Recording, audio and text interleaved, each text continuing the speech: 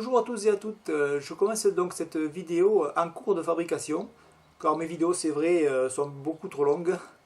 Donc ce meuble donc est en cours de fabrication, ça fait déjà quelques jours que j'y travaille. Il s'agit donc d'un meuble sous escalier, il va se positionner sous l'escalier. Et donc nous sommes sur du véritable sur-mesure là, étant donné qu'il y a une particularité, l'escalier a les deux limons qui ne sont pas à la même hauteur. Donc il faut bien en tenir compte afin que le meuble s'encastre parfaitement sous l'escalier. Je prends maintenant la caméra en main afin de vous montrer de plus près de quoi il retourne. Le point de départ de la fabrication du meuble a été le traçage d'un gabarit sur un contreplaqué de 5 mm que j'ai positionné sous l'escalier contre les limons.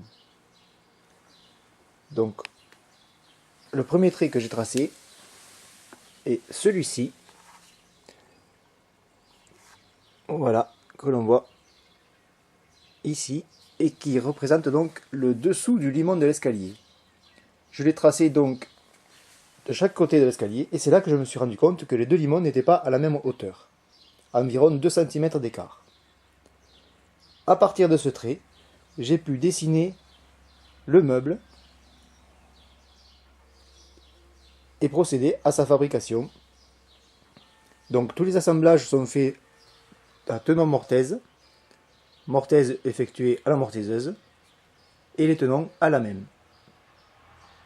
Voici donc en façade, donc le meuble sera composé de 2 portes à partie basse. Alors ce sont des portes que j'ai fait en fonction d'un meuble que le client a déjà chez lui et qui sera à proximité de ce meuble là. Donc j'ai repris le même dessin pour les portes ainsi que les dimensions. C'est pourquoi le cadre est comme ceci, donc avec au-dessus des portes il y aura donc un panneau pour fermer la partie haute. Et donc au-dessus de tout ceci, il y aura un abattant en chêne massif style secrétaire. De chaque côté du meuble, nous allons retrouver une niche.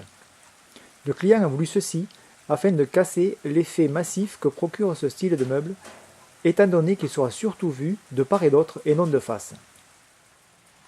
Les deux niches seront de dimensions différentes, et ceci afin d'accueillir chacune une collection de livres particulière.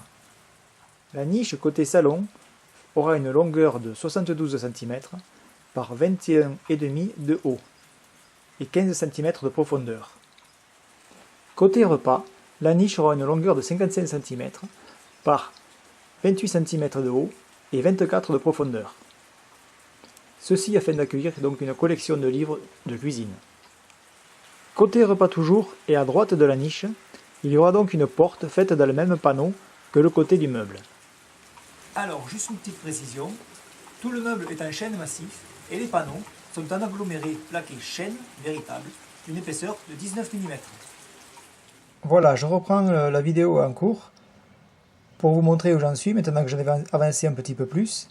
Vous voyez ici le plan de l'étagère du panneau donc qui fait le bas des niches. Donc ici la niche gauche, ici la niche droite. Ce panneau est assez particulier, de forme particulière, car ici donc la niche gauche est bien plus longue que la droite. Vous voyez ici le plan que j'avais, le projet que j'avais proposé au client. Donc ce projet a été accepté, mais avec des modifications, c'est-à-dire la hauteur des niches. Ici, vous voyez, moi j'avais fait en sorte de mettre les niches au-dessus des portes, afin qu'à l'ouverture des portes, on ne tombe pas face aux niches. C'est vrai que les portes sont plus souvent fermées qu'ouvertes. Je retourne, voici le projet tel qu'il était à la base. Et je vous montre où j'en suis. Voilà. Vous voyez ici en bas le panneau que je vous ai montré sur le plan, qui est maintenant en place. Ici sera donc la niche gauche. Vous voyez les côtés sont en place. J'ai fait sur les côtés une feuillure, vous voyez, afin qu'ils viennent s'encastrer parfaitement sur le panneau du meuble. Idem ici en bas, Et ce sera idem ici en haut.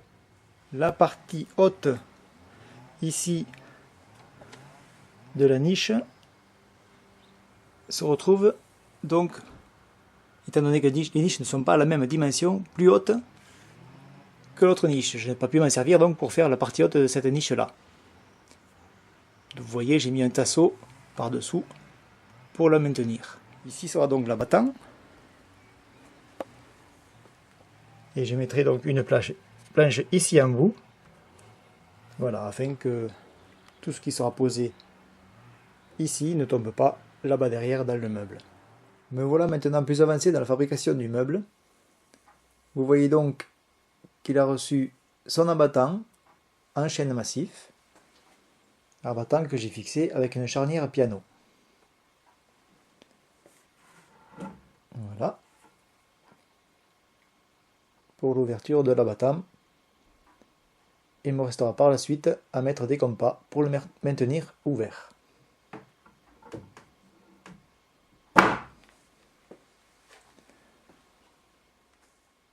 Vous voyez ici le côté droit avec sa porte taillée dans le même panneau que le côté.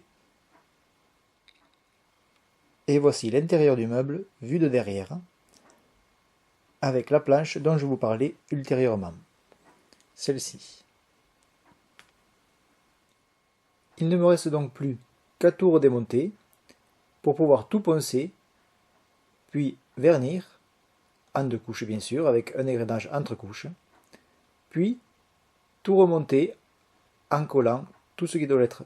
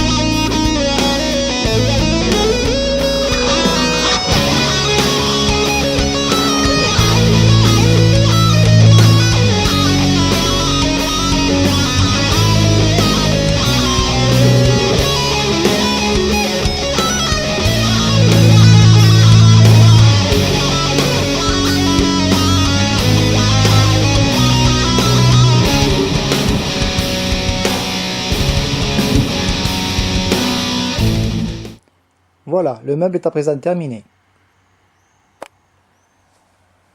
On va s'approcher un peu plus. Je vais vous ouvrir l'abattant. Comme ceci. Hop, il faut bien tirer le compas à soi, voilà. J'ai fait en sorte qu'une fois ouvert, l'abattant ne touche pas le limon de l'escalier. Voilà, il doit s'arrêter à environ 1 cm du limon. Comme vous pouvez le constater, ça fait un grand espace de rangement. Descendons un peu plus bas, où nous trouvons les 2 portes. Voilà pour une. Et voilà pour l'autre. Donc ici en bas, ce sera un rangement pour un aspirateur. Et au-dessus, vous voyez qu'il y a un petit espace donc où l'on peut mettre ce que l'on veut, par exemple une horloge électrique pour ce fameux aspirateur.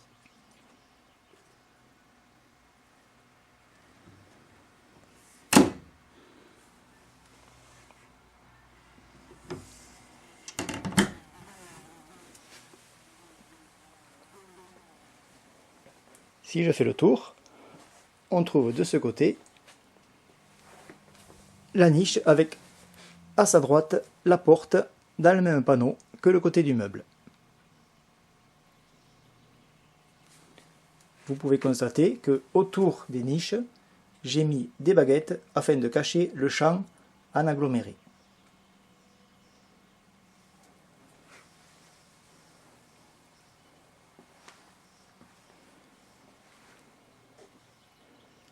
Voici pour la partie arrière, qui ne se verra pas, qui sera donc sous l'escalier.